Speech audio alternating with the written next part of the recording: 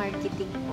Tuturuan nyo rin? Of course. Pumapasok na nga tayo sa marketing. Actually, business strategy na po yung sinasabi ko sa inyo. Part ng marketing natin, pag nag-alok ka ng tubig, ang tanong sa inyo, masarap ba yung tubig ninyo? Yes. Mabilis ba kayo mag-deliver? Of course. Hindi lang makina puhunan mo Pati galon, building, pan-deliver, puhunan mo yan. Tama. Pag pinautang namin yung makina, yung ibang kapital nyo, pwede nyong gamitin sa galon, gamitin yung supply, sa building, di ba? Kasi terms naman yan Ngayon, yung terms na yun, kaya namang bumayad ng makina yun. Hindi nyo namamalay na babayar nyo na yung makina. Yung 30,000 discount, huwag nyo nga bulin yan, wala lang yan. Kasi kung iinterasan mo yan sa bangkol, malaki yan. 30,000 for 2 years, walang tubo. Kaya lang, may requirement. Sa marketing naman po, kapag mabilis kang mag-deliver, yung tao mo na ma-maximize mo yung binabayad mo sa kanila. Hindi sila makakatambay More on trabaho sila. Good services pa kayo. So, yun ang kagandahan. For me, masulit yun. Galing po ako dyan Nag-experiment din po ako I have 3 water refilling station. Actually, umabot ako ng 4 hanggang Pampanga. Ang pinaka nag-trend po talaga ng mga makinarya yung malalaki. Savings ka sa manpower,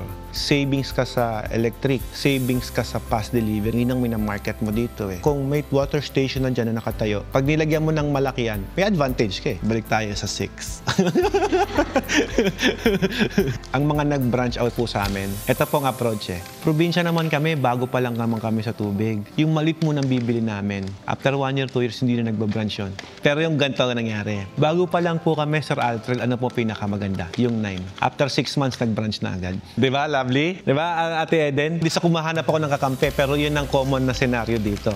Kalaon yan, di ba? Tapos, nagabili na naman ako Yung usually bumili ng malaking package, sila yung bibili ulit ng isa pa. Doon ako naniniwala. Lumalakas ang delivery. Ikaw ba, sir, kung meron kang 700 bottles per day, papayag ka na matitenga yung negosyo mo? Baka, sir, isang araw lang yan, galit ka na sa akin na hindi nag-operate yan. Kasi, sir, kung kukumpitin mo, 700 bottles sa isang araw, magkano yung mawawala mo?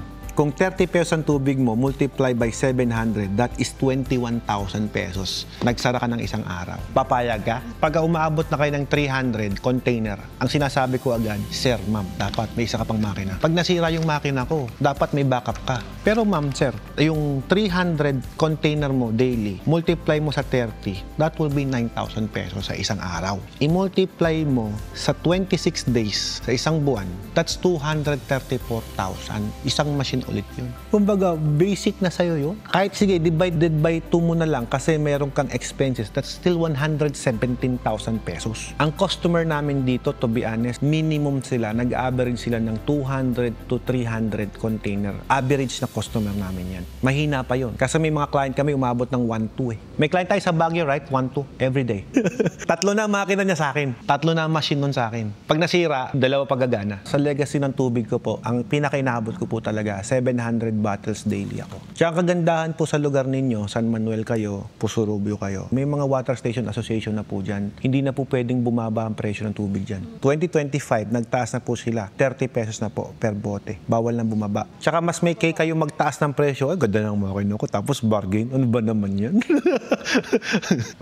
May mga lumalabas na po kasing mga water station association. Like dito sa amin sa Alcala, 25 pa rin kami dito. Standard yon, bawal ka bumaba. Pag bumaba ka dyan, next year wala ka ng permit. Pag maramihan? Volume yun. Kumbaga patago na po yun. Dealership ang tawag po doon. Internal agreement nyo ng water station yun. Dapat may sarili kang marketing strategy, may sarili kang diskarte sa pag-manage ng negosyo. Dapat po yan, huwag kang copycat. Dapat may originality ka pa rin. For example, promo lang nila. Di promo lang nila. Dapat sa'yo iba. Kasi iba pa rin yung pagod mo. Pares kayong tubig. Pero magkaiba kayo ng serbisyo. Baka yung isa, hindi na nagpapalit ng filter yun. Ikaw, nagme-maintain ka ng maayos. Tapos same lang kayo ng presyo.